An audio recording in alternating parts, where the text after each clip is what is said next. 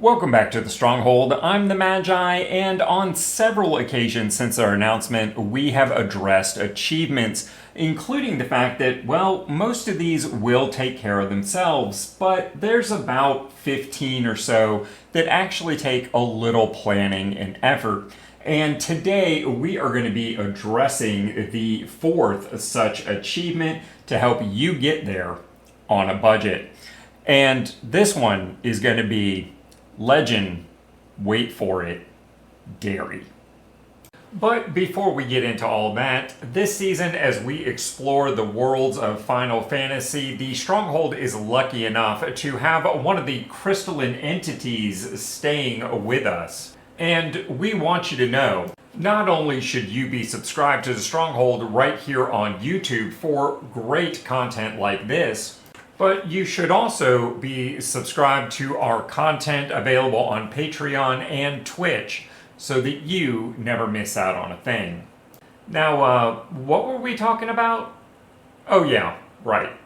So let's start things off today by considering our true motivations and goals here. We are going to assemble the Titans by casting 9 or more legendary spells over the course of a single game. So yeah, that's a lot. No joking around. But keep in mind, there's a couple things that we don't have to do here. We don't have to worry about winning the game. That's not part of the condition. And we don't have to have all 9 on the battlefield at the same time. We just have to have cast 9 legendary spells. And of course, that last word, spells, is also relevant. They don't all have to be creatures, and believe it or not, there's a lot of legendary non-creatures out there, even at lower rarities. Without a doubt, the most budget-friendly way to try and accomplish this goal is to simply throw whatever legendary cards and spells you have into the same deck.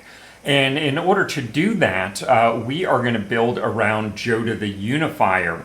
Not only does this card still have some time at time of release, about a week until it rotates out of standard, making it pretty readily available. There are actually 3 different versions that have been released on Arena to date within about a 3-year period. But his 5-color nature opens it up for as many options as possible.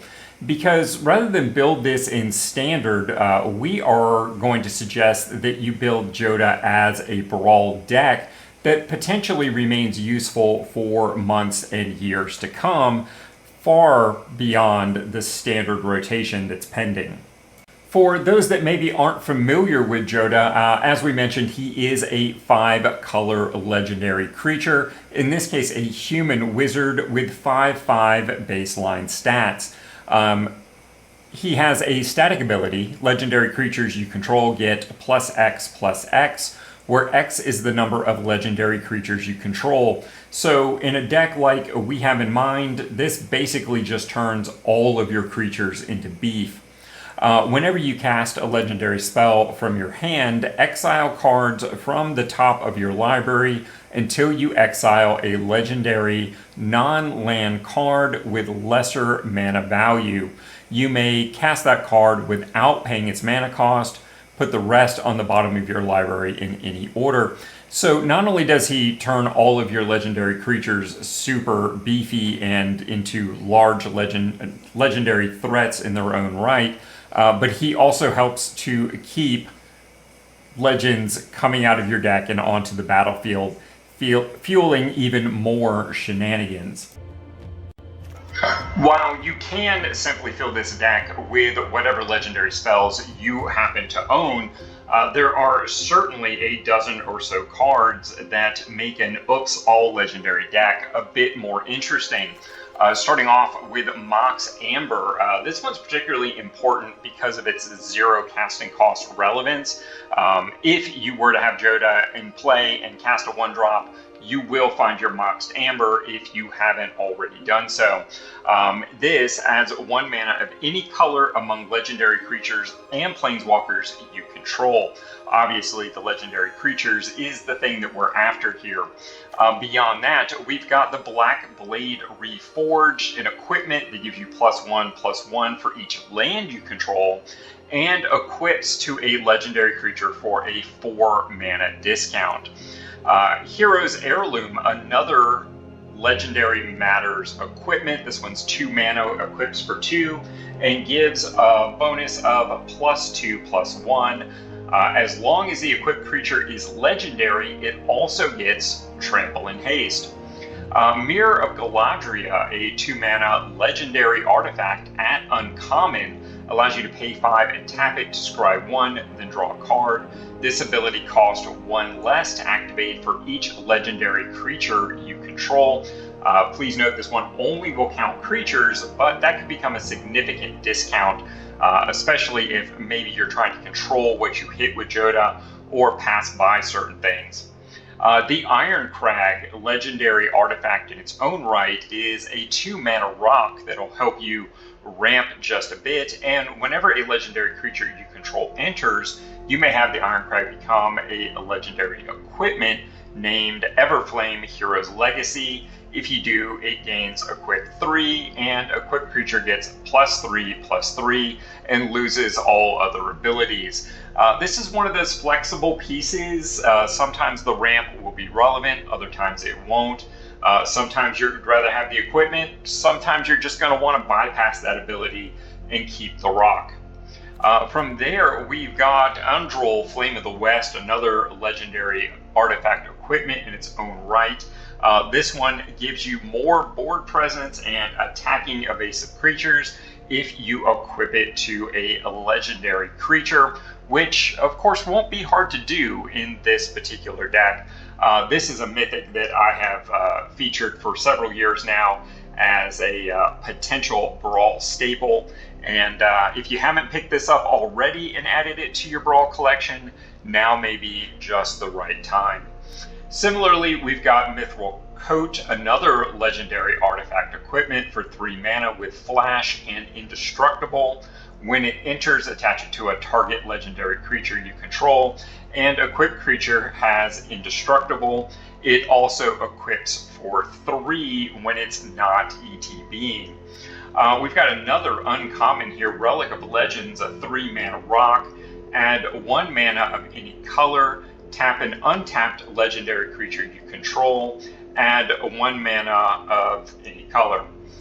It's pretty nice. Not only can you tap it, but your legendary creatures also become mana sources.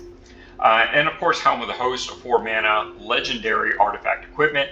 This one's at Mythic, but I think it's also available rare, so if you happen to craft it, it should just cost you a rare wildcard. At the beginning of combat on your turn, create a token that's a copy of the equipped creature, except it isn't legendary. That token gains haste, and it equips for 5. So this won't help you hit your 9 goal because you're cheating in a token, not casting a spell, but can also be extremely powerful. Wrapping up with a few lands that care about legendaries. Clive's Hideaway from the recent Final Fantasy set. Hideaway 4, taps for a colorless mana, pay 2 and tap it. You may play the exile card without paying its mana cost if you control 4 or more legendary creatures. That shouldn't be hard to accomplish, and because you're playing it, it counts towards potentially the 9 legendary spells that you're trying to cast in the turn. Great Hall Citadel taps for a colorless mana for a common, and you can pay 1 and tap it to add 2 mana in any combination of colors, but you can spend this only to cast legendary spells. We've also got Mobilized District, another land that taps for a colorless mana, this one at rare. You can pay 4 and becomes a 3/3 citizen creature with vigilance until end of turn. It's still a land. This ability costs 1 less to activate for each legendary creature and planeswalker you control. Again, this one only discounts for creatures as opposed to any legendary card, but still pretty significant. Plaza of Heroes is one I think we should all be familiar with. And then, of course, we've got an uncommon, the Great Havens. When it ETBs, you scry 1, and it taps for a colorless mana. You can also tap it to add 1 mana of any color among legendary creature cards in your graveyard. So those are the cards that really care about legendaries. While there are more legendary uncommons than I could possibly mention in this video, there are in fact only 2 legendary commons to consider. The first is the Skoa Ember Mage, a 6 mana 4/4, and when it enters it deals 4 damage to any target. It also has an ability to sacrifice additional copies of itself, but since we're building a Brawl deck, that's not really going to matter.